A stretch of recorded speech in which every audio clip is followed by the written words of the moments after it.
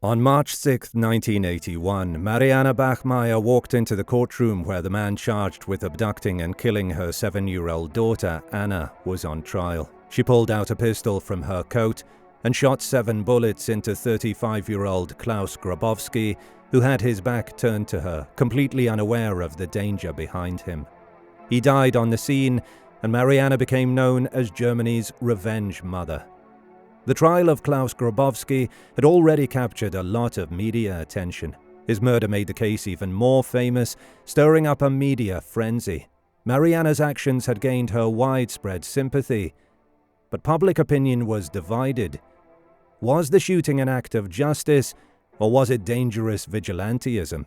Today's narrative will take a look at the intricate layers of Mariana's life before she was dubbed as the mother who murdered her daughter's murderer. We'll discuss the trial, the shooting, and the aftermath that caused an international media frenzy. Afterwards, you can decide if what Mariana did was justified.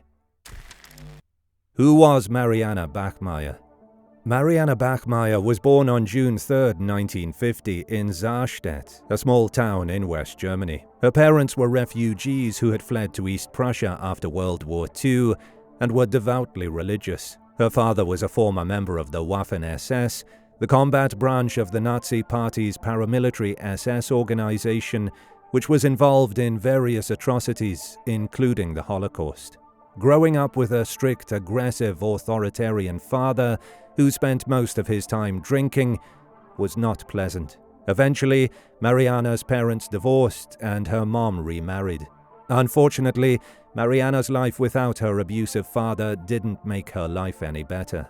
She lived with her mother and stepfather, but their relationship was also troubled. Her stepfather was also strict and conservative, the complete opposite of free-spirited Mariana. He often beat and humiliated her.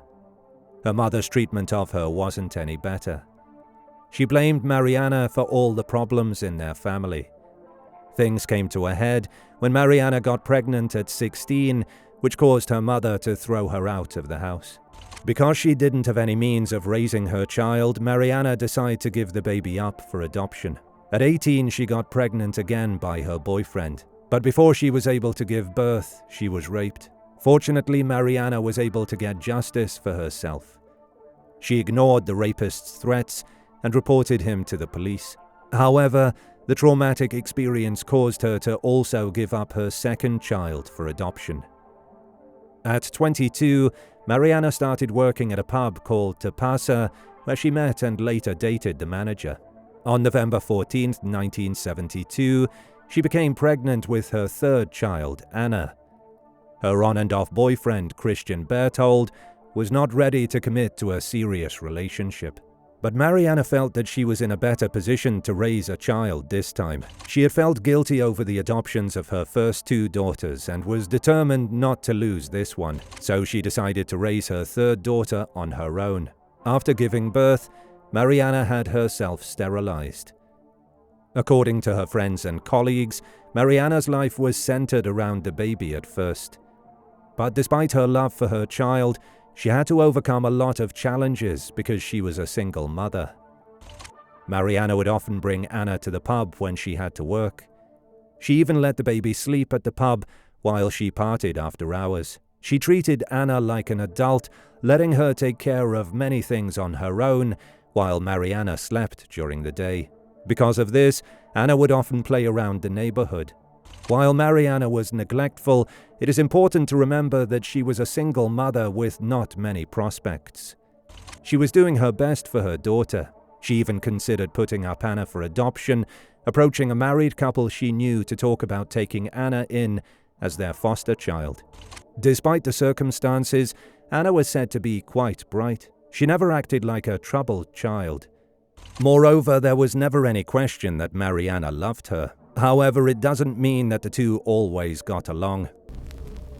On May 5, 1980, after an argument with her mother the day before, 7-year-old Anna decided to skip school while her mother was asleep in their apartment. She decided to visit her friend's house to play. However, her friend had gone to school. So Anna entertained herself, playing on the cobblestone streets of Lübeck's old town. There she met their neighbor Klaus Grabovski, a 35-year-old butcher with a history of child abuse. She knew him because she had played with his cats before.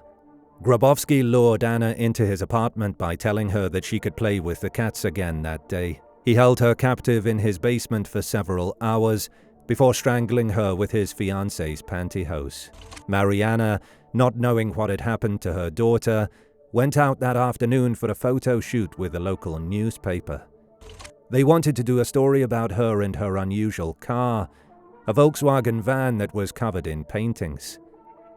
When she returned home later that day, she found that Anna wasn't home. She went out looking for her until nightfall. That's when she went to the police to report that her daughter was missing. The next afternoon, a woman came into the station to report that her fiancé had confessed to her that he had killed a young girl named Anna. When the police arrived at her home, Grabovski wasn't there. He had taken Anna's body, put her in a cardboard box, and left her by the bank of a canal. He left a note for his fiancée to meet him at a bar later that evening to talk. The police waited at the bar for Grabovski to arrive, and then they arrested him. After some investigation, they discovered that Grabovski had a record. In 1973, he assaulted a 6-year-old girl and was charged with her attempted murder. He was given probation. In 1975, he was charged with sexually assaulting 2 young girls. Grabovski underwent psychological evaluation wherein he was described as addicted to an abnormal sexual instinct and that he was considerably limited in his ability to prevent it. Because of this evaluation, he was sent to a psychological treatment facility instead of prison. After a few years, he was given the option of staying in the institution for a longer period of time or undergoing chemical castration. Grabovski chose the latter and was released shortly after. Because of his record, the authorities believed that Grabovski had sexually assaulted Anna before he killed her, though they couldn't prove it definitively. Grabovski, however, would tell a different story to the police, a story that would enrage Mariana. The trial started on March 4, 1981, at the District Court of Lübeck. According to Grabovski, Anna tried to seduce him before threatening that she was going to tell her mother that he had abused her if he didn't give her money.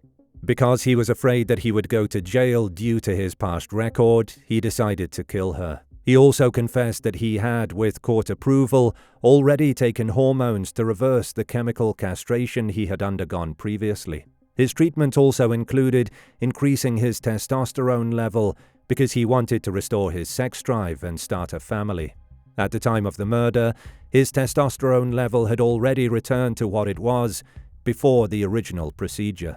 According to his defense lawyers, this treatment had caused Grabovski to experience an imbalance of hormones after being chemically castrated years earlier, which, in turn, caused him to act out.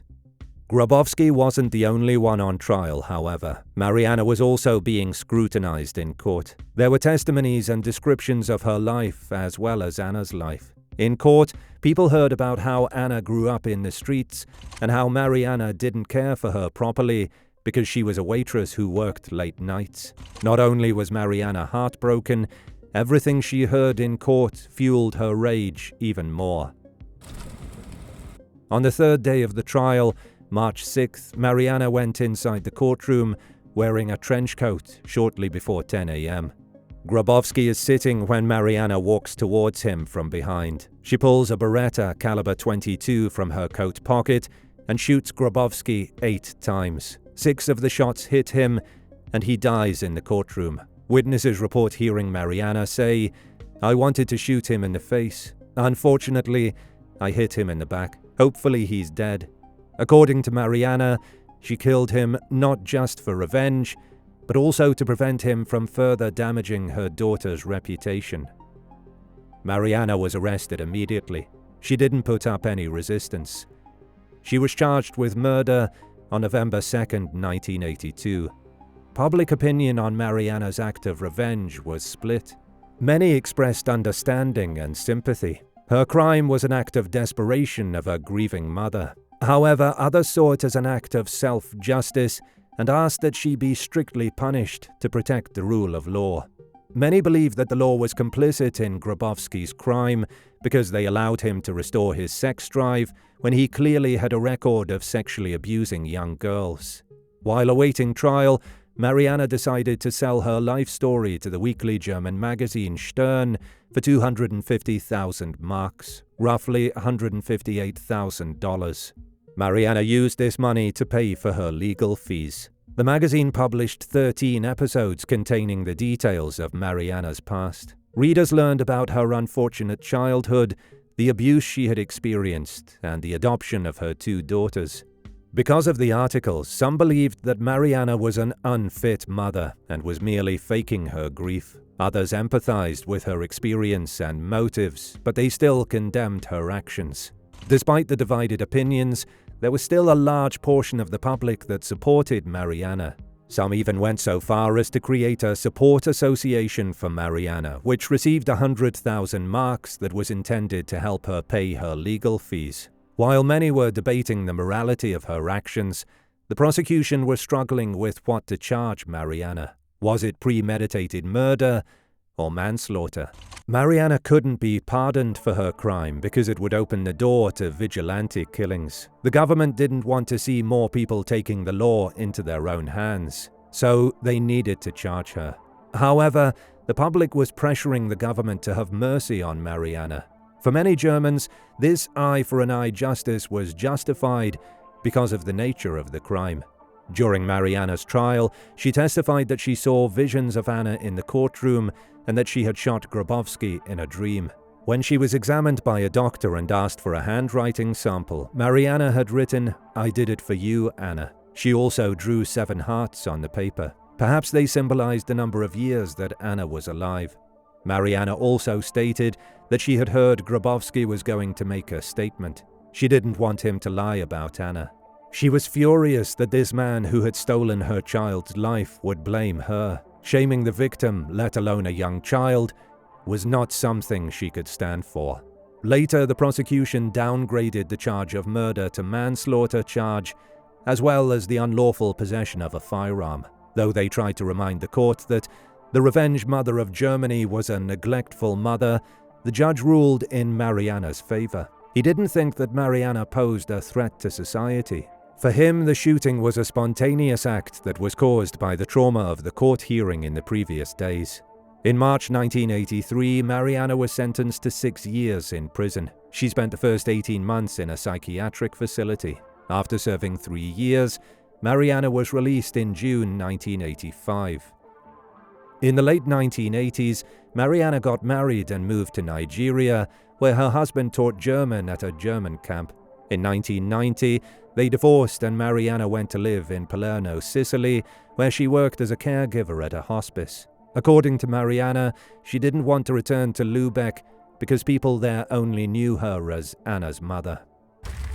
In a television interview in 1995, Mariana admitted that she had deliberately shot Grabovski after careful consideration. Simply put, she had planned it. Her aim was to ensure that justice was served, as well as to prevent him from telling lies about Anna in court. In 1996, Mariana was diagnosed with pancreatic cancer. She moved back to Germany and requested NDR reporter Lucas Maria Boehmer to film the last weeks of her life. For some, this macabre documentary of Mariana preparing for her death was evidence that she was desperate for public attention and sympathy. On September 17, 1996, Mariana passed away at the age of 46. She had wanted to be buried in Palermo, but she was laid to rest in the same grave as Anna instead, leaving her to forever be remembered as Anna's mother. Years after the crime, Mariana's actions still spark debate among the public. Was she justified in killing her child's murderer, or should she have let the law serve justice? Let us know what you think in the comments. If you love our content and want to support the channel, feel free to check our web shop where you can find exclusive true crime merch brought to you by Bad Things.